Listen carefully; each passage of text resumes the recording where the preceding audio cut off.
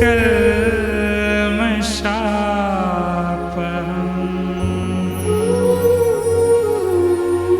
श्रवणमङ्गलम्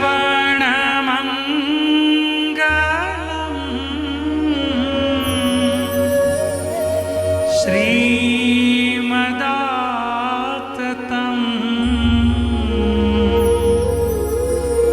भुवि गृह्णन्ति ते भूरिदा जना।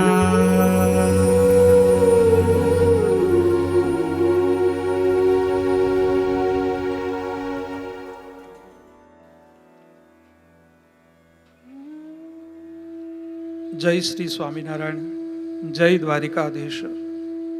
श्रीमद् भागवत कथा प्रथम स्कंद अथ पंचमोध्याय।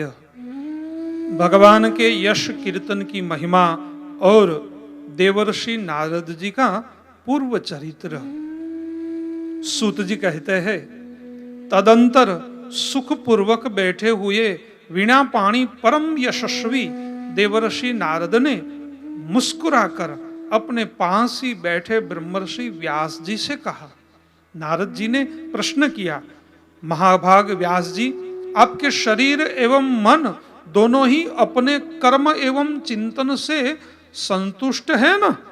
अवश्य ही आपकी जिज्ञासा तो भलीभांति पूर्ण हो गई है, क्योंकि आपने जो यह महाभारत की रचना की है वह बड़ी ही अद्भुत है। वह धर्म आदि सभी पुरुषार्थों से परिपूर्ण है। सनातन ब्रह्म तत्व को भी आपने खूब विचारा है और जान भी लिया है।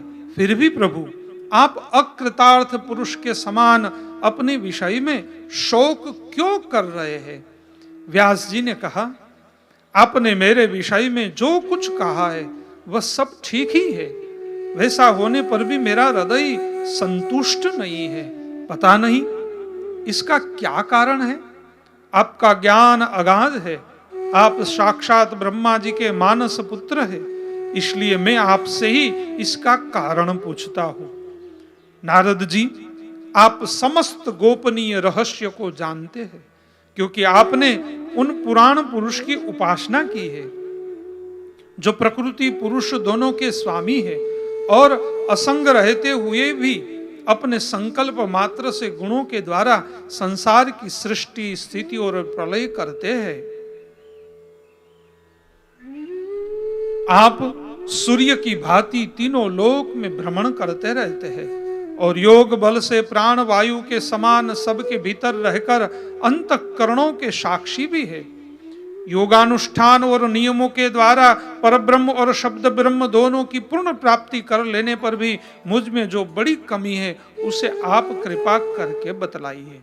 नारद जी ने कहा, व्यास जी, आपने भगवान के निर्मल यश का गान प्राय नहीं किया। मेरी ऐसी मान्यता है कि जिससे भगवान संतुष्ट नहीं होते वह शास्त्र या ज्ञान अधूरा है। आपने धर्म आदि पुरुषार्थों का जैसा निरूपण किया है, भगवान श्री कृष्ण की महिमा का वैसा निरूपण नहीं किया। जिस वाणी से चाहे वह रस भाव अलंकार आदि से युक्त ही क्यों न हो, जगत को पवित्र करने वाले भगवान श्री कृष्ण के यश का कभी गान नहीं होता। वह तो कोये के लिए उच्छिष्ट फेंकने के स्थान के समान अपवित्र मानी जाती है। मान सरोवर के कमनीय कमल वन में विहरने वाले हंसों की भांति ब्रह्म धाम में विहार करने वाले भगवत चरणारविंदाश्रित परमहंस भक्त कभी उसमें रमण नहीं करते। इसके विपरीत जिसमें सुंदर रचना भी नहीं है और जो दूषित शब्दों से युक्त भी है, परंतु जिसका प्रत्येक श्लोक भगवान के सुयश सूचक नामों से युक्त है, वह वाणी लोगों के सारे पाप को नाश कर देती है, क्योंकि सत्पुरुष ऐसी ही वाणी का श्रवण, गान और कीर्तन किया करते हैं। वह निर्मल ज्ञान भी जो मोक्ष की प्राप्ति का साक्षात साधन है। यदि भगवान की भक्ति से रहित हो तो उसकी उतनी शोभा नहीं होती। फिर जो साधन और सिद्धि दोनों ही दशाओं में सदा ही अमंगल रूप है, वह काम्य कर्म और जो भगवान को अर्पण नहीं किया गया ऐसा अहेतुक निष्काम कर्म भी कैसे सुशोभित हो सकता है। महाभाग व्यास जी, आपकी दृष्टि अमोघ है, आपकी कीर्ति पवित्र है, आप सत्य परायण एवं दृढ़ व्रत है। इसलिए अब आप संपूर्ण जीवों को बंधन से मुक्त करने के लिए समाधि के द्वारा अचिंत्य शक्ति भगवान की लीलाओं का स्मरण कीजिए। जो मनुष्य भगवान की लीला के अतिरिक्त और कुछ कहने की इच्छा करता है, वह उस इच्छा से ही निर्मित अनेक नाम और रूपों के चक्कर में पड़ जाता है। उसकी बुद्धि भेदभाव से भर जाती है।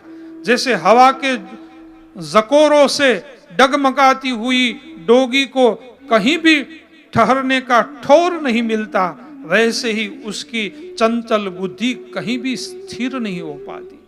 संसारी लोग स्वभाव से ही विषयों में फंसे हुए हैं। धर्म के नाम पर आपने उन्हें निंदित पशु हिंसा युक्त सकाम कर्म करने की भी आज्ञा दे दी है। यह बहुत ही उल्टी बात है, क्योंकि मूर्ख लोग आपके वचनों से पूर्वोक्त निंदित कर्म को ही धर्म मानकर यही मुख्य धर्म है ऐसा निश्चय करके उसका निषेध करने वाले वचनों को ठीक नहीं मानते।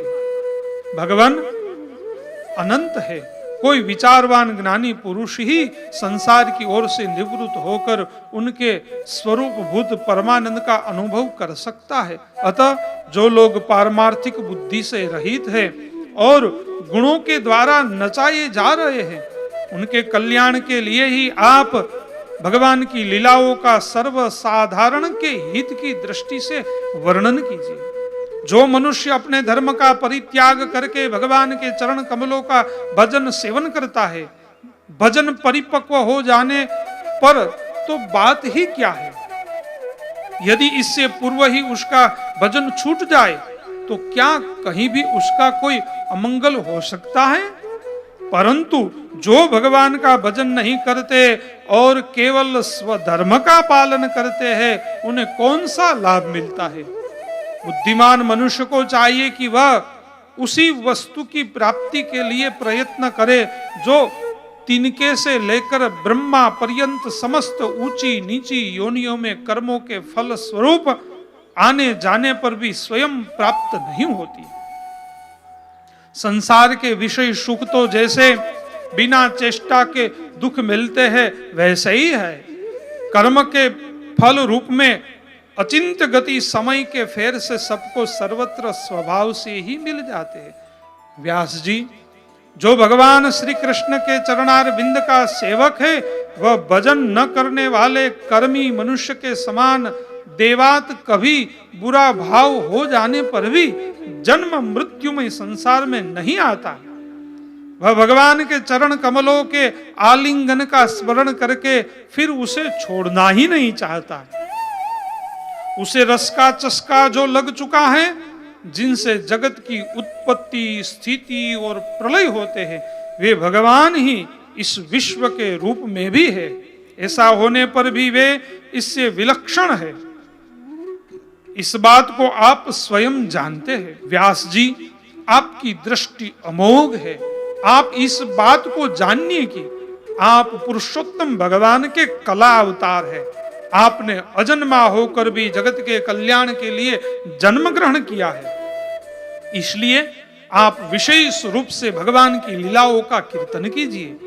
विद्वानों ने इस बात का निरूपण किया है कि मनुष्य की तपस्या, वेदाध्ययन, यज्ञानुष्ठान, स्वाध्याय, ज्ञान और दान का एकमात्र प्रयोजन यही है कि पुण्य कीर्ति श्री कृष्ण के गुणों और लीलाओं का वर्णन किया जाए। मुने, पिछले कल्प में अपने पूर्व जीवन में मैं वेदवादी ब्राह्मणों की एक दासी का लड़का था। वे योगी वर्षा ऋतु में एक स्थान पर चातुर्मास्य कर रहे थे। बचपन में ही मैं उनकी सेवा में नियुक्त कर दिया गया था। मैं यद्यपि बालक था, फिर भी किसी प्रकार की चंचलता नहीं करता था। जितेंद्रिय था, खेल कूद से दूर रहता था और आज्ञानुसार उनकी सेवा करता था। मैं बोलता भी बहुत कम था। मेरे ईशशील स्वभाव को देखकर समदर्शी मुनियों ने मुझ सेवक पर अत्यंत अनुग्रह किया। उनकी अनुमति प्राप्त करके बर्तनों में लगा हुआ प्रसाद में एक बार खा लिया करता था। इसमें मेरे सारे पाप धुल गए। इस प्रकार उनकी सेवा करते करते मेरा हृदय शुद्ध हो गया और वे लोग जैसा भजन पूजन करते थे उसी में मेरी भी रुचि हो गई। प्यारे व्यास जी, उस सत्संग में उन लीला गान परायण महात्माओं के अनुग्रह से मैं प्रतिदिन श्री कृष्ण की मनोहर कथाएं सुना करता था। श्रद्धा पूर्वक एक एक पद श्रवण करते करते प्रिय कृति भगवान में मेरी रुचि हो गई। महामुने, जब भगवान में मेरी रुचि हो गई तब उन मनोहर कीर्ति प्रभु में मेरी बुद्धि भी निश्चल हो गई। उस बुद्धि से मैं इस संपूर्ण सत और असत रूप जगत को अपने पर ब्रह्म स्वरूप आत्मा में माया से कल्पित देखने लगा। इस प्रकार शरद और वर्षा इन दो ऋतुओं में तीनों समय उन महात्मा मुनियों ने श्री हरि के निर्मल यश का संकीर्तन किया और मैं प्रेम से प्रत्येक बात सुनता रहा। अब चित्त के रजोगुण और तमोगुण को नाश करने वाली भक्ति का मेरे हृदय में प्रादुर्भाव हो गया। मैं उनका बड़ा ही अनुरागी था, विनयी था। उन लोगों की सेवा से मेरे पाप नष्ट हो चुके थे। मेरे हृदय में श्रद्धा थी, इंद्रियों में संयम था एवं शरीर वाणी और मन से मैं उनका आज्ञाकारी था। उन दीन वत्सल महात्माओं ने जाते समय कृपा करके मुझे उस गुह्यतम ज्ञान का उपदेश किया, जिसका उपदेश स्वयं भगवान ने अपने श्री मुख से किया है। उस उपदेश से ही जगत के निर्माता भगवान श्री कृष्ण की माया के प्रभाव को मैं जान सका, जिसके जान लेने पर उनके परम पद की प्राप्ति हो जाती है। सत्य संकल्प व्यास जी पुरुषोत्तम भगवान श्री कृष्ण के प्रति समस्त कर्मों को समर्पित कर देना ही संसार के तीनों तापों की एकमात्र औषधि है। यह बात मैंने आपको बतला दी। प्राणियों को जिस पदार्थ के सेवन से जो रोग हो जाता है वही पदार्थ चिकित्सा विधि के अनुसार प्रयोग करने पर क्या उस रोग को दूर नहीं करता? इसी प्रकार यद्यपि सभी कर्म मनुष्य को जन्म मृत्यु रूप संसार के चक्र में डालने वाले हैं, तथापि जब वे भगवान को समर्पित कर दिए जाते हैं तब उनका कर्म पना ही नष्ट हो जाता है। इस श्लोक में जो शास्त्र विहित कर्म भगवान की प्रसन्नता के लिए किए जाते हैं उन्हीं से पराभक्ति युक्त ज्ञान की प्राप्ति होती है। उस भगवत अर्थ कर्म के मार्ग में भगवान के आज्ञा अनुसार आचरण करते हुए लोग बार बार भगवान श्री कृष्ण के गुण और नामों का कीर्तन तथा स्मरण करते हैं। प्रभु, आप भगवान वासुदेव को नमस्कार है, हम आपका ध्यान करते हैं। प्रद्युम्न, अनिरुद्ध और शंकरषण को भी नमस्कार है। इस प्रकार जो पुरुष चतुर्व्यूह रूपी भगवान मूर्तियों के नाम द्वारा प्राकृत मूर्ति रहित अप्राकृत मंत्र मूर्ति भगवान यज्ञ पुरुष का पूजन करता है, उसी का ज्ञान पूर्ण एवं यथार्थ है।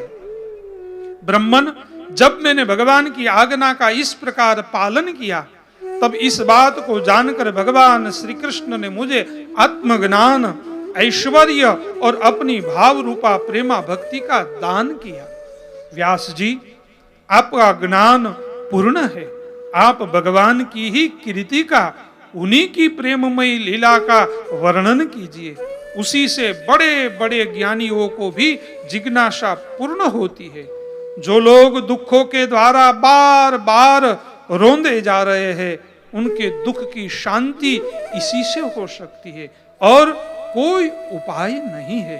इति श्री श्रीमद्भागवत महापुराणे पारमहंस्यां संहितायां प्रथम स्कंदे व्यास नारद संवादे पंचमोध्याय समाप्त। बोलो स्वामीनारायण भगवान की जय। द्वारिकाधीश की जय।